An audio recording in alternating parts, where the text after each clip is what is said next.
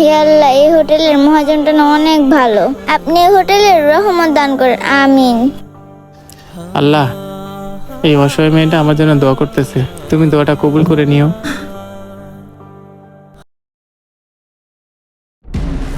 ওই মিয়া, আপনার কি ঋণ দিয়ে আমি ভুল করছি? স্যার, আমার আর 2টা দিন সময় দেন। শোনেন, আপনাকে আমি অনেক সময় দিছি, এখন আর সময় দেওয়া যাবে না। আর একটা মানুষের কত সময় দেওয়া যায়? শোনেন, আপনাকে 2 দিন সময় দেওয়া হলো। 2 দিনের ভিতরে যদি আপনি লোন পরিশোধ না করতে পারেন, তাহলে ব্যাংকের নামে এই হোটেল জব্দ করা হবে। আচ্ছা ঠিক আছে স্যার, আমি 2 দিনের মধ্যে আপনার সব ঋণ পরিশোধ করার চেষ্টা করব। আপনি চেষ্টা করেন আর যাই করেন, সেটা আপনার ইচ্ছা, কিন্তু 2 দিনের ভিতরে টাকা জমা না দিতে পারলে ব্যাংকের নামে এই হোটেল জব্দ করা হবে। চলে গেলাম। হায় আল্লাহ, 2 দিন তো সময় নিলাম, আমি 2 দিনের ভিতরে এতগুলো টাকা কই পাবো? তাহলে কি হোটেলটা কি ব্যাংকের নামে জব্দ হয়ে যাবে? হে আল্লাহ, তুমি কিছু একটা ব্যবস্থা করে দাও। আঙ্কেল, আমাকে একটু খাওয়ান দিবেন? আমি না 2-3 দিন ধরে কিচ্ছু খাই না। আপনি যদি আমাকে একটু খাওয়ান দিতেন, তাহলে আমি আপনার জন্য দোয়া করে দিতাম। তুমি 2 দিন ধরে কিছুই খাও না? আচ্ছা, ওইখানে যা বসো। ঠিক আছে আঙ্কেল। আঙ্কেল তো বললো বসতে, যাই এখানে গিয়ে বসে পড়ি। যাই, মেয়েটাকে একটু ভালো মন্দ খাওয়াই। মেয়েটা তো আমার মতোই অসহায়। অসহায় মানুষদের পাশে একমাত্র আল্লাহ আছে। লস তো অনেক করছি, মেয়েটাকে একটু হলেও ভালো করে খাওয়াই দিই। এই যে মামুনি, খাবার। আল্লাহ, মাংস দিয়ে খাবার? আঙ্কেল, আপনি আমাকে মাংস দিয়ে ভাত দিলেন? আঙ্কেল, আমি পাশের হোটেলে গেছিলাম একটু ভাত খাওয়ার জন্য, কিন্তু তারা আমাকে ভাত না দিয়ে দূর দূর করে তাড়িয়ে দিল। আর আপনি কিনা আমাকে মাংস দিয়ে খাবার দিছেন? মামুনি, এমনিতেই মনে হচ্ছে 2 দিন পরে হোটেলটা আর আমার থাকবে না। আচ্ছা ঠিক আছে মা, তুই যতটুকু পারিস আমার জন্য দোয়া করিস। এই দোয়াটুকুই আমার থাকবে, আর কিছুই থাকবে না। আচ্ছা, এসব কথা বাদ দাও, তুমি খাও। আর কিছু যদি লাগে তাহলে আমাকে বলবা কিন্তু, ঠিক আছে? আমি ওইদিকে আছি। আল্লাহ, আঙ্কেলটা কত ভালো। আমি একটু ভাত খেতে চাইলাম দেখে আমাকে মাংস দিয়ে ভাত খেতে দিল। যাক, আজকে তাহলে মনটা করে ভাতটা খাবো। এত কিছু রান্না করছি, কাস্টমারই তো নাই। আবার ব্যাংকালার কাছ থেকেও 2 দিন সময় নিছি। ব্যাংকের টাকাগুলো না দিতে পারলে এই শখের হোটেলটা আর আমার থাকবে না। হায় আল্লাহ, এখন যে কি করি। হে আল্লাহ, এই হোটেলের মহাজনটা না অনেক ভালো। আপনি এই হোটেলের রহমত দান করেন, আমিন। আল্লাহ, এই অসহায় মেয়েটা আমার জন্য দোয়া করতেছে, তুমি দোয়াটা কবুল করে নিও।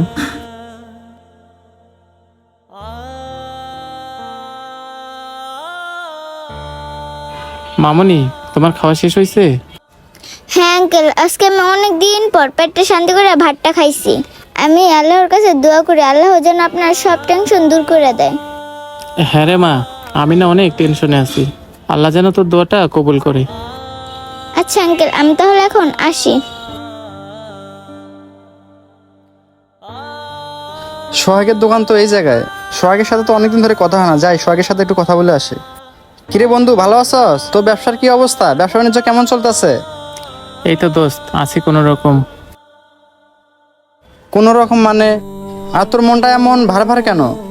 কি হয়েছে দোস্ত, আমাকে একটু খুলে বলতো। কোনো প্রবলেম? না, মানে তেমন কিছু না। তা তুই বিদেশ থেকে কখন আসলি? আরে দোস্ত বলিস না, কালকে আসি। তো এদিকে আসলাম, পরে ভাবলাম তোর সাথে একটু দেখা করে যাই। তোর বাসায় যেতে চাইছিলাম, পরে ভাবলাম তুই তো মনে হয় হোটেলেই আসস, সেজন্য আসলাম একটু দেখা করার জন্য। দোস্ত, আসছিস খুব ভালোই হয়েছে। কিছু মনে না করলে চেয়ারটা টান দিয়ে নিয়ে বস, একটু গল্প করি। আরে সমস্যা নাই, ঠিক আছে, আমি বসতেছি নিয়ে। দোস্ত, আমি বিদেশে বয়ে একটা জিনিস ভাবছিলাম, বিদেশে তো থাকি, তার পাশাপাশি বাংলাদেশে একটা ব্যবসা দেই। তা দোস্ত, তোর তো এই হোটেল সম্পর্কে ভালো আইডিয়া আছে। এই হোটেলের ব্যবসায় কিরকম ইনকাম হয়? দোস্ত, হোটেল ব্যবসায় লাভ আছে, কিন্তু ব্যবসাটা যদি করতে পারিস নগদ টাকায়। দোস্ত, যেহেতু বিদেশ অনেকদিন ছিলাম, আল্লাহর রহমতে কিছু টাকা ইনকাম করছি, তো হোটেল দিলে দোস্ত ক্যাশ টাকা দিয়েই দেবো, কোনো বাকি টাকিতে কোনো কিছু নিয়ে আসবো না। তা দোস্ত, আমার তো বিদেশে আরও কিছুদিন থাকতে হবে, তো আমি ভাবলাম একটা বিশ্বাস্ত লোক রাখবো আমি, যে হোটেলটা তার নিজের দায়িত্ব মনে করে চালাবে। ওরকম একটা লোক যদি পাইতাম, তাহলে আমি এবার হোটেলটা দিয়েই বিদেশ চলে যেতাম। দোস্ত, বিশ্বস্ত লোক খুঁজতেছিস? তুই একটা কাজ কর, আমাকে না হয় তোর হোটেলে রেখে দে। তোকে রেখে দেবো মানে কেন? তোর তো হোটেল আছেই। তোর কথা বুঝলাম না কিছু দোষ। শোন দোস্ত, এই হোটেলটা আমি ব্যাংক থেকে ঋণ নিয়ে করছিলাম, কিন্তু ব্যাংকে এখন টাকা জমা দিতে পারতেছি না। ব্যাংক ম্যানেজার বলছে 2 দিনের ভিতরে টাকা না দিতে পারলে তারা আমার হোটেলটা ব্যাংকের নামে বাজেয়াপ্ত করে দিবে। কি বলতেছিস দোষ? আমি যদি তোর মতো এরকম একটা বিশ্বাস্ত লোক পাই, আর তাছাড়া এরকম যদি একটা গোছানো হোটেল পাই, তাহলে তো দোষ আমার আর নতুন করে দেওয়া লাগবে না। তাহলে এই হোটেলটা তোর উপর ভরসা করে রেখে আমি নিশ্চিন্তে আরো কিছুদিন বিদেশ থাকতে পারি। তবে দোস্ত, 2 দিনের ভিতরে যদি ব্যাংকে টাকা জমা না দিতে পারি, তাহলে এই হোটেলটা আমি ধরে রাখতে পারবো না। আরে দোষ, টাকা পয়সা নিয়ে তুই কোনো টেনশন করিস না। তুই বিকালে আমার সাথে দেখা করিস, ঠিক আছে? আমি তোকে সব টাকা বুঝাই দেবো। তুই কালকে ব্যাংকে গিয়ে সব টাকা বুঝাই দিয়ে আসবি। তবে দোষ, আমি তোর এই ঋণের টাকা সব ক্লিয়ার করে দিচ্ছি দেখে তুই এটা আবার ভাবিস না এই হোটেলটা আমি কিনে নিতে আসছি। দোষ, মনে করে এই হোটেলটা তোরই, আগে যেমনটা ছিল ঠিক তেমনটাই থাকবে। নিজের মনে করে চালাবি, ঠিক আছে দোষ? সত্যি দোস্ত, তোকে যে আমি কি বলে ধন্যবাদ দিব বলার ভাষা নেই। তোর জন্য হয়তো এই হোটেলটাতে আমি আবার বসতে পারবো। ঠিক আছে দোস্ত, তুই তাহলে থাক, আমার একটু কাজ আছে, আমি তাহলে এখন আসি, ঠিক আছে? বন্ধুরা, গরিব অসহায়দেরকে সাহায্য করলে আল্লাহ আপনাকে সাহায্য করবে। ভিডিওটি ভালো লাগলে অবশ্যই লাইক কমেন্ট শেয়ার করবেন। ধন্যবাদ সবাইকে। আসসালামু আলাইকুম।